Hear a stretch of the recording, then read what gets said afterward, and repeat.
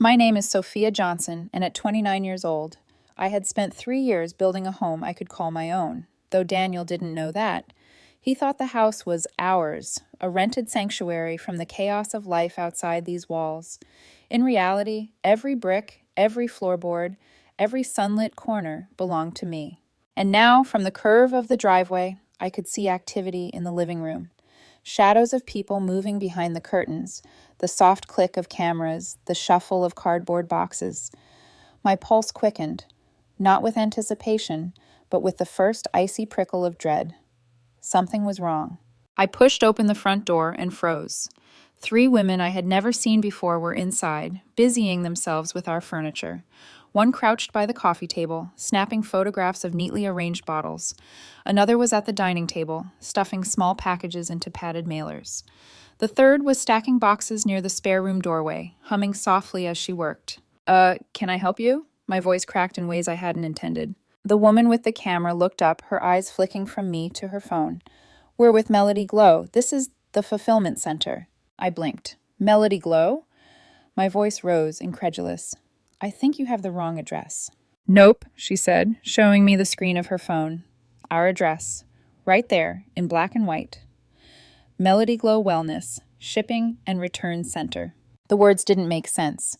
I glanced around the room at the boxes stacked neatly against the walls, the glossy product labels, the shipping materials. My spare bedroom, the one I'd always treated as my own little sanctuary, had been converted into a warehouse. My house, my sanctuary, had been turned into the nerve center of someone else's business. And that someone was Daniel. I felt my stomach twist, but I forced calm. "Daniel?" I called out, my voice trembling with disbelief. The women froze. The camera clicked again. A shadow moved behind the boxes. Daniel emerged, casually, smiling. "Hey, babe. Didn't expect you home so early." The smile didn't reach my eyes. "Explain this," I said, gesturing at the boxes, the mailers, the camera, the chaos that had invaded my home. "Oh, this? Just a small side project," he said lightly, brushing past me to grab a box. "You don't mind, do you?" My mind raced. "Small? Daniel, there are hundreds of bottles here. You've registered our home as the business address. People are coming here. There are cameras, packaging materials. What is this?" He laughed, a light, dismissive laugh that felt like a slap across my chest. "It's called entrepreneurship, Sophia. Don't you want to support me?" I felt my hands curl into fists. Support him? Support him running a business behind my back, in my house, without a word? Support him turning my life into a makeshift warehouse? The calm, rational part of me wanted to step back, breathe.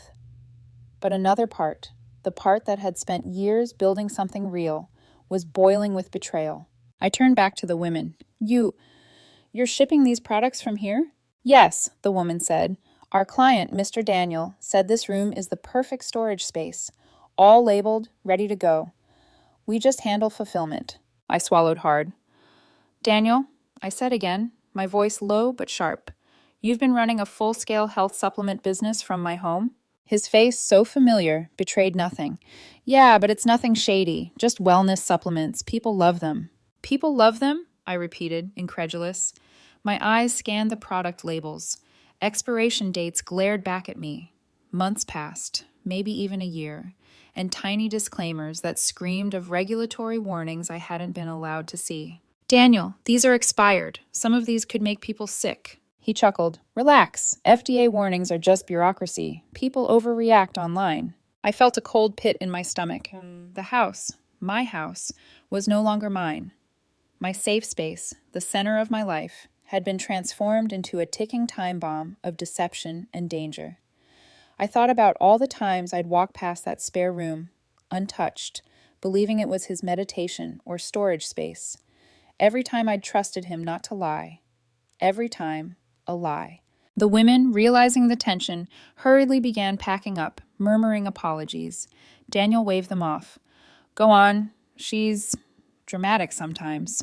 I wanted to scream, to shake him, to demand some trace of honesty, but the words stuck in my throat. I needed proof. I needed to understand how deep this went. My home, my sanctuary, had been violated, and I wasn't going to let it happen without knowing the full extent. I left them to leave, But I didn't move to speak to Daniel. I walked slowly to the spare bedroom. The door had been left slightly ajar. My heart hammered as I peeked inside. Shelves lined with boxes of supplements, labels neatly printed, immune boosters, detox powders, vitamins promising the impossible. My fingers itched to touch, to photograph, to record, but I stayed still, letting my mind absorb it all. A thought hit me like a slap. How many warnings has he hidden? How many people could have been hurt without me knowing? I made a quiet vow to myself. I would investigate everything, every label, every shipment, every hidden document. Daniel had turned my home into a stage for deception, and I needed to know the script. As I closed the door behind me, I noticed a small envelope tucked at the back of a shelf. My fingers trembled as I pulled it out. A letter from the FDA. The envelope unopened. My stomach sank. This was only the beginning. The envelope felt heavier than it should have. My fingers lingered over the FDA letter as if it were a live wire, ready to shock me. I sat at the edge of the spare room bed, heart hammering, and opened it carefully. The words inside were clinical, impersonal, but every line was a verdict. Daniel had received multiple warnings about expired supplements, mislabeling, and the risk of consumer harm. Nothing in that letter had ever reached me, not a single warning, not a single apology. A cold rage bubbled beneath the shock. I thought about the 3 women I had just seen packing boxes, arranging product photos, and shipping them out, unwitting victims of Daniel's secrecy. I tried to imagine how many orders had gone out, how many people might have suffered allergic reactions, digestive issues, even hospitalizations. My chest tightened. The betrayal wasn't just personal anymore, it was moral. I grabbed my phone and started digging online. Melody Glow led me down a rabbit hole I wish I could unsee. Forums full of complaints, social media posts, some detailing hospital visits. One woman wrote about her liver being affected by a detox powder. Another complained her child's vitamins made them violently ill, and scattered among them, glowing reviews praising the products. I could almost hear Daniel's voice in those fake endorsements, sweetly manipulating, smiling in photos while people suffered. I paced, trying to process the layers of deception. Daniel had used our home, my home, as the central hub for a business that was dangerous at best, illegal at worst. He'd hidden FDA letters, repackaged expired supplements, and paraded as an entrepreneur while hiding the harm he caused. My mind kept circling back. How could someone I trusted, someone I loved, become a stranger in my own house? By the time Daniel returned from his evening errands, I had documented everything. Photos of the unopened FDA letters, pictures of the boxes, the labels, the packaging process. I didn't trust him not to gaslight me again. I needed proof. He came in casually, humming a tune like nothing was amiss. "Hey babe, long day?" I didn't respond. My eyes were on the photos I'd taken, the evidence neatly compiled on the dining table. He leaned in, catching the glow of my phone screen. "What are you doing?" "Investigating," I said, my voice quiet but steady. "Do you want me to explain, Daniel, or should I just read everything out loud?" He stiffened. "Investigating? What are you talking about?" I didn't flinch. "These," I said, lifting the FDA letters, "have been here for months, unopened. And these," I pointed at the boxes of expired supplements I had photographed before moving them back, "have been shipped out to unsuspecting customers. You've been hiding warnings from me, hiding harm from everyone." For a second, his face betrayed nothing. Then a flicker of panic crossed his eyes. It lasted less than a heartbeat before he masked it with a nervous laugh. "Oh, come on, Sophia. You know how much people overreact. Those warnings. Just bureaucracy, overcautious regulators trying to stifle a small business." I laughed. A sharp, humorless laugh that even startled me. "Small business? You're running a small war against public safety. This isn't ambition, Daniel. It's recklessness, and it's happening in my house." His jaw tightened. "Your house? We live here together. You think I'd ever put you or anyone in danger?" "You've been putting me and everyone else in danger every day since this started." My voice rose, trembling with controlled fury. "People have gone to hospitals because of this, Daniel. Hospitalized, and you hid it from me." He stepped closer, trying to bridge the distance I'd created between us. "Sophia, you don't get it. This is my dream. You're just jealous because you've never built something like this." "Jealous?" I interrupted, pointing to the letters and photos. "Jealous of what? Of people getting sick while you smile in your little dream? Of the fact that you've turned my home into your personal fulfillment center for danger? He paused, his eyes narrowing, the charm slipping from his expression.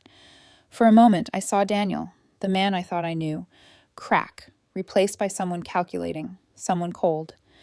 You don't understand business, Sophia. It's complicated. You're overreacting. You think you can just control everything in this house because you bought it? You're dramatic, that's all. I felt something inside me harden. Control. Not because I owned the house, but because I refused to let him destroy my moral ground. No, Daniel. You've misused my trust, my space, and people's health. I need to take action, and I will. He scoffed, stepping back. Take action? What are you talking about? You're threatening me now? I didn't answer. I turned my back on him and returned to the spare bedroom. I began photographing every product, every label, every box, every mailing envelope. The FDA letters were carefully scanned. Customer complaints were saved. Everything. Daniel stood silently in the doorway, watching me work, but I ignored him. My betrayal had crystallized into meticulous preparation. By the end of the night, the house felt different, haunting, the walls no longer safe. The echo of Daniel's casual lies reverberated through the rooms, and with every click of my camera, I reclaimed a small piece of control. I realized then that the confrontation with him would be inevitable, but I wasn't ready to engage, at least not until I had everything I needed to ensure he couldn't twist the truth. The house, the evidence, the warnings, the harm, it was all on my side now. As I closed the laptop, Daniel finally spoke. You're serious, aren't you? I didn't look up. Deadly serious. And for the first time, I noticed the tension in his posture. That flicker of unease told me something important. He wasn't invincible. This wasn't just about the house, or even about us. It was about truth, betrayal, and justice. And I was done standing in the shadows. Daniel's casual smile had vanished by the time I confronted him. The living room, once our shared sanctuary, felt like the set of a courtroom drama. Boxes of supplements lined the walls, FDA letters, and photographs spread across the dining table, each one a silent accusation. The air was thick with betrayal, tension, and unspoken truths. Daniel, I said, my voice steady but icy, we need to talk, right now. He leaned against the doorframe, arms crossed, a mixture of defensiveness and disbelief on his face. Sophia, this is dramatic. Can't we? No, I interrupted. There's nothing dramatic about selling expired supplements. There's nothing dramatic about hiding FDA warnings. There's nothing dramatic about endangering people in my house while pretending it's some kind of entrepreneurial hobby. His eyes flickered, then narrowed. You're blowing this out of proportion. People exaggerate online. None of those complaints are verified. And the letters? Bureaucracy, overreaction. You're taking it personally because it's personal, I snapped. It's personal because it's my house, Daniel. And it's personal because I trusted you. For a moment, he was silent, his jaw tight, his pride and charm stripped away by the weight of undeniable evidence. I watched him, analyzing every flicker of expression, every subtle shift. The man I had loved, the one I thought I knew, was unraveling. I laid out the evidence methodically, one piece at a time. The FDA letters still unopened in his closet, photos of expired products stacked in our spare room, printed screenshots of customer complaints. With each revelation, I watched his mask slip. Sophia, you went through my things, he said finally, his voice rising, a mix of shock and defensiveness. Yes, I said, holding his gaze. I needed to know the truth. And the truth is, you've been lying to me, to everyone who bought these products, and to yourself. He laughed, bitterly this time. Lying? It's called entrepreneurship. You don't understand ambition. You don't understand what it takes to succeed. I shook my head slowly. Success isn't measured in labels and repackaged pills, Daniel. Success isn't measured in shipments and profits while people end up in the hospital. You call it ambition. I call it reckless. And I won't let it continue. Not in my house, not under my name, not in my life. He stepped closer, his tone sharp. So what? You're just going to destroy everything I've worked for? After everything I've built? I felt my chest tighten, but I stood firm. Everything you've built is built on deception. And yes, Daniel, it ends here. For the first time, I saw fear, or maybe just the realization that I was no longer the woman who would turn a blind eye. His eyes darted around the room, calculating, searching for leverage, for a way out, for a loophole. But there was none. The proof was undeniable. I had it all documented: FDA letters, photos, online complaints, shipping records. Every lie he had spun was exposed. "You're serious about reporting this?" he asked, his voice almost a whisper now. "I'm serious about protecting people, Daniel, and myself. This house, this space, my trust, it's not a playground for your deception anymore." He laughed nervously, and then, almost pleadingly, "Sophia, come on. We can fix this. I can handle it. You don't need to involve anyone else." "I don't want to fix it," I said. "I want to stop it. I want to take control before more harm is done, and I'm done trusting you." The weight of my words hung in the air, pressing down on us both. For a moment the room was silent, save for the faint hum of the overhead lights and the distant sound of traffic outside. I realized, with a sudden clarity, that the man I had loved was gone. Not entirely, perhaps, but enough that he had crossed a line from which there was no return. "You're leaving me no choice," he said finally, his voice tight. "No choice at all." I didn't respond. I merely turned toward the spare room, where the boxes of evidence awaited, and began cataloging, photographing, and organizing everything I would need to ensure that the truth could not be rewritten. Daniel watched, pacing slightly, clearly unnerved. For once, he was not in control. Hours later, the confrontation had left us both exhausted. He slumped onto the couch, shoulders heavy, eyes flicking nervously to my documentation. I felt a strange sense of calm, almost eerie, settle over me. I was no longer the woman who had trusted blindly. I was the woman who would reclaim her home, her trust, and her moral authority. As I closed the laptop, the finality of the situation pressed down on me. Daniel could argue, manipulate, and plead, but the evidence and the truth was on my side. The betrayal had been personal, intimate, and calculated. But now, the reckoning had begun. The next morning, the house was eerily quiet. The chaos of the previous evening, Daniel's lies, the confrontation, the tension, still lingered in the air, thick as fog. I walked through each room deliberately, my heels clicking softly on the hardwood floors, imagining how I had once shared this space with someone I trusted. Now it felt alien, a stage set for deception I had unknowingly been part of. I started by contacting the authorities. Carefully, methodically, I laid out everything I had documented: the unopened FDA letters, photographs of the expired supplements, screenshots of customer complaints, shipping labels linking orders to our address. I explained that the business had been run out of my house without my consent, and that I feared for the safety of others. Within hours, the first knock came at the door. 2 investigators from the FDA stood on the porch, badges glinting in the morning sun.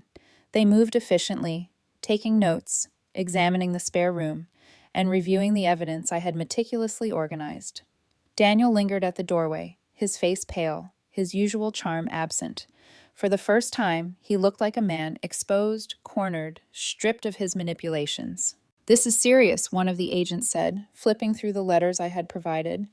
"Several customers were hospitalized. The supplements are misbranded and expired.